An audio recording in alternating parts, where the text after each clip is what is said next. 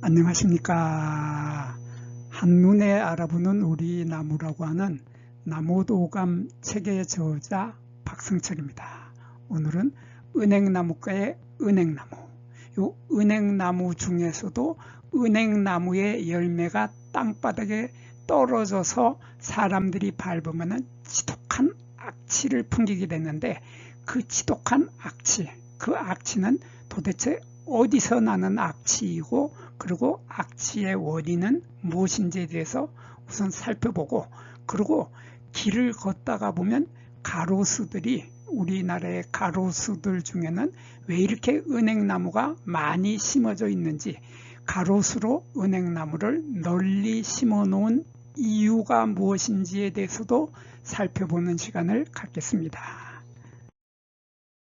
이 은행나무의 아래에 가게 되면 지독한 악취가 나게 되는데, 그 악취의 원인이 뭔지를 알기 위해서는 우선 이 사진부터 보도록 하겠습니다. 이 사진이 열매 사진인데, 열매를 보면은 이렇게 열매자루 하나에 열매가 이렇게 두 개씩이 달리는데, 이 열매가 두 개씩이 달린 열매가 다 익게 되면 이런 살구색으로 변하게 됩니다. 그래서 이 살구색의 열매의 껍질이 있겠죠. 열매 껍질, 겉껍질이라고 하고, 이것을 한자로는 외과피라고 합니다. 이러한 겉껍질 속에는, 이 겉껍질 속에는 열매살, 우리가 보통 과육이라고 말하는 열매살이 요 열매 껍질 속에 들어있겠죠. 겉껍질 속에 들어있고, 또 그 열매살 속에는 겉씨 껍질, 요 하얀색의 겉씨 껍질, 요거는 열매 껍질이고, 요거는 씨의 껍질입니다. 그래서 씨의 껍질을 한자로는 외종피라고 합니다.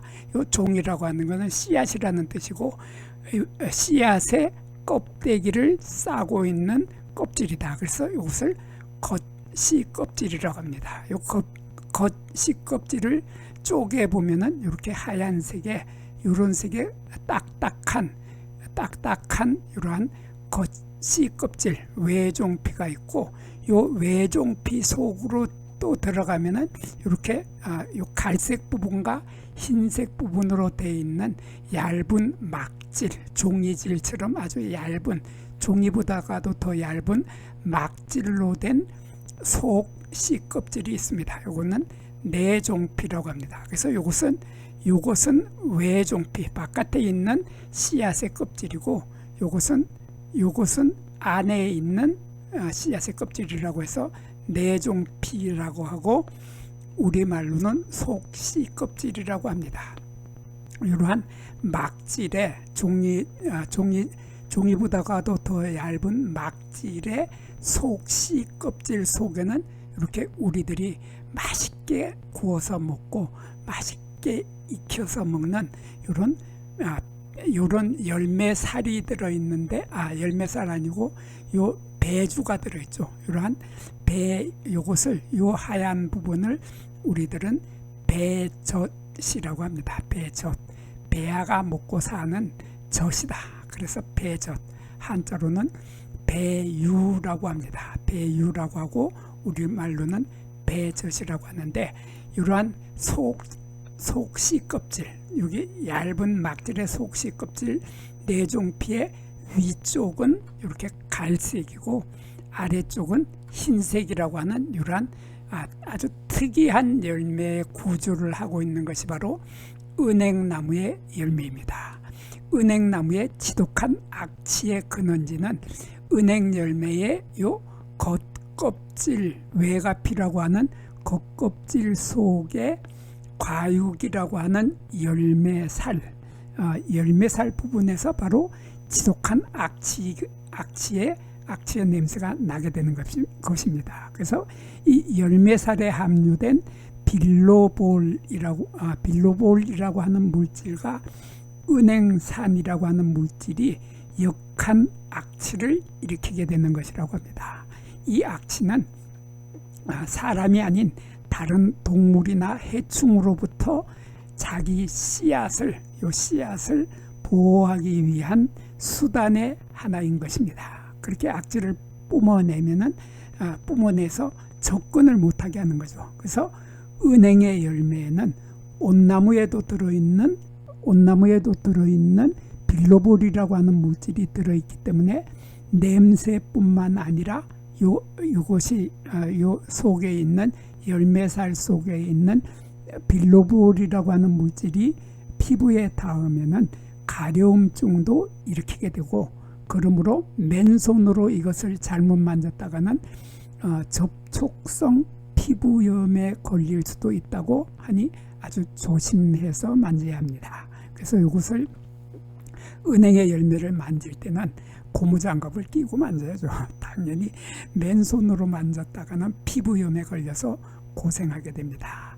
이 은행나무의 열매는 사람이 아닌 새나 또는 다른 동물들은 이 열매 속에 들어있는 이 씨앗을 먹을 엄두도 못 내게 됩니다. 은행나무에서는 심한 악취를 풍기기 때문에 동물의 먹이가 되는 것을 스스로 은행나무는 원천 봉쇄해 버린 것입니다. 그래서 은행나무는 씨앗을 먼 곳까지 퍼뜨리는 것을 포기하였기 때문에 이 은행나무는 스스로 멸종의 운명을 자초하게 된 것이라고 합니다. 은행나무는 사람의 도움이 없이는 스스로 번식을 하지 못하게 된 것입니다. 그래서 사람들은 은행나무의 이 나뭇가지를 꺾어서 꺾꽂이를 하게 되면 새로운 나무로 자라나는 탁월한 능력을 지니고 있기 때문에 사람에 의해서 이 나뭇가지를 꺾어서 땅에 꼽아 놓기만 하면 뿌리가 내리고 잎이 자라고 나무로 크게 성장하게 된다. 그래서 새로운 나무로 자라는 탁월한 능력을 지니고 있는 것이 은행나무이기 때문에 사람에 의해서 쉽게 번식이 되고 있는 나무가 바로 이 은행나무입니다. 그래서 오늘날 은행나무의 야생종은 찾아볼 수가 없게 된 거죠. 찾아볼 수가 없게 되고 찾아볼 수 없고 오로지 사람들이 재배하여서 키우는 나무만을 만나볼 수 있게 된 것입니다. 우리 가로수로 이 은행나무 많이 만나게 되죠. 은행나무는 가로수로 많이 심어 놓게 되는데, 은행나무가 가로수로 널리 심어지게 된 이유는 무엇일까요? 왜 은행나무를 가로수로 널리 심어 기르게 된 것일까요? 여러 가지 이유가 있겠지만은 이 은행나무는 열매에서 나오는 고약한 냄새만 빼면은 가로수로서 가장 적합한 나무가 바로 요 은행나무이기 때문입니다. 은행나무는 사시사철 이 나무의 모양이 참 아름답죠. 나무의 모양이 아름다운 이유도 있겠지만은 무엇보다도 가로수로 심는 가장 큰 이유는 자동차의 매연이나 분진 같은 공해, 그 공해를 이 은행나무가 흡착하는 공기 정화 능력이 아주 뛰어난 나무이기 때문입니다. 그러면서 이 은행나무는 강인한 생명력을 가지고 있기 때문에 은행나무는 스스로 자기 몸을 유지하는 힘이 강하고 해충이 나쁜 벌레나 동물들이 거의 접근하지 못하기 때문이며, 또 이 은행나무는 매우 추운 곳에서도 잘 자라기 때문에 우리나라의 가로변에 가로수로 가장 많이 심어 기른 나무가 바로 은행나무인 것입니다. 여기에서 잠깐 구독과 좋아요를 누르는 시간을 갖도록 하겠습니다. 여기 나무도감 공부는 박승철이 사진을 찍고 박승철이 글을 쓴 한눈에 알아보는 우리 나무라고 하는 나무도감 책을 펼쳐서 공부를 하였습니다. 공부를 하고 난 후에 만나게 되는 나무는 바로 내 친한 친구를 만나는 것처럼 반갑고 호기심 넘치고 흥미진진한 기쁨을 가슴 가득 안겨주게 될 것입니다. 오늘의 공부는 여기서 마치도록 하겠습니다.